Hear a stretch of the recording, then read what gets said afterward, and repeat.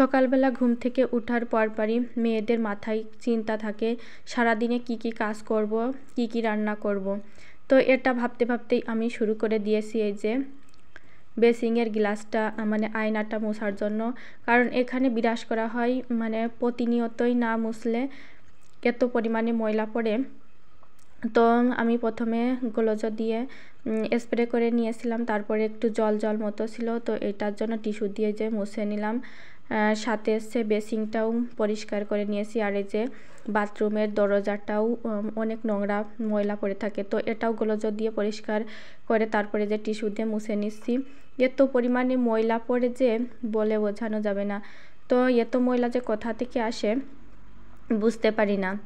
তো দুইটা দরজায় পরিষ্কার করে নিছি, আর এই যে দরজার গ্লাসের উপরেও পরিষ্কার করছি। সারাদিনে এগুলো কাজকর্ম করতে করতেই ব্যস্ত থাকতে হয়, তারপরে তো দেখতেই পারছো কতটা ময়লা পড়েছে। টিস্যু মানে একদম ময়লায় কালো হয়ে গেছে। তো বেসিংটাও পরিষ্কার করে নিলাম, সময়ই পাই না।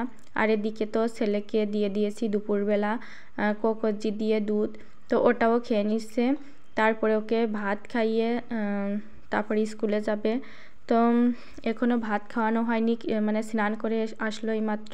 তো স্নান করার পরপরই কিছুটা খিদে পাই, এজন্য ওকে এটা দুধ আর কোকোজি দিই যাতে একটু পেটটা ভারী হয়ে থাকে। তারপরে রান্না শেষ হলে খাইয়ে তারপরে ওদের যেহেতু বিকালবেলা স্কুল থাকে, তো এই জন্য আর কি বিকালে স্কুলে যাবে।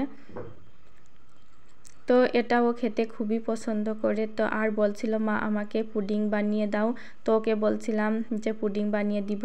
তো এই যে পুডিংয়ের জন্য আমি দুধ জাল করে নিচ্ছি গাঢ় করে। আর এখানে আমি 4টা ডিম নিয়েছি, দেশি মুরগির ডিম। তো দেশি মুরগির ডিম দিয়ে বানিয়ে নিব। তো পোলট্রির ডিম দিয়ে বানালে অনেকটা বেশি হয়, কিন্তু পোলট্রির ডিম আপাতত নাই, এজন্য মুরগির ডিম দিয়েই এই যে বানিয়ে নিছি। আর ও বলছিল যে আমি করব, তো বললাম যে পারবা না, তারপরেও এই যে করছে।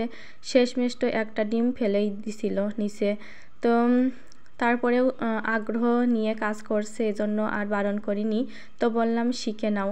তো এই যে ও ডিম ভাঙছে আর আমি সমস্ত উপকরণ দিয়েছিলাম, ও ফেটিয়েছিল। তারপরে এই যে আমি অলরেডি আমার কমপ্লিট হয়ে গেছে।